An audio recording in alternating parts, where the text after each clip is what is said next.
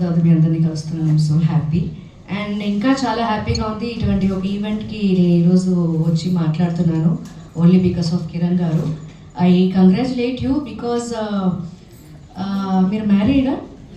She is very lucky అండి.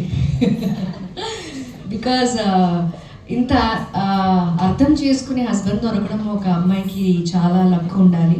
And ఇంకోటి ఏంటంటే ఇప్పుడు ఫ్యామిలీని మెయింటైన్ చేయడం అనేది కూడా ఒక పెద్ద టాస్కే. ఒక మిస్సెస్ అయిన తర్వాత చాలా పెద్ద బాధ్యత అది.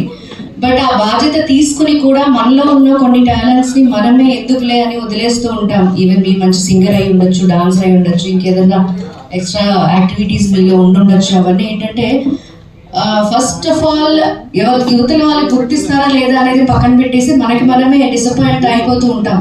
ఇప్పుడు ఎందుకులే, ఇంకా మనం పొద్దున వెళ్ళాలి, వాళ్ళని పంపించాలి, స్కూల్కి పంపించాలి, తర్వాత పనులు చేసుకోవాలి, మెయింటైన్ చేయాలి. అదంతా పక్కన పెట్టి మీలో ఉన్న టాలెంట్ని మీరు బయట పెట్టుకోవడానికి వెరీ గుడ్ ఆపర్చునిటీ అంటే Mrs queen of Telangana season 1 2024. So మీలో ఉన్న టాలెంట్ని బయట పెట్టుకోవడానికి ఇది చాలా పెద్ద వేదిక అని నేను ఫీల్ అవుతున్నాను. ఆ రోజు కూడా మీకు అదే చెప్పాను.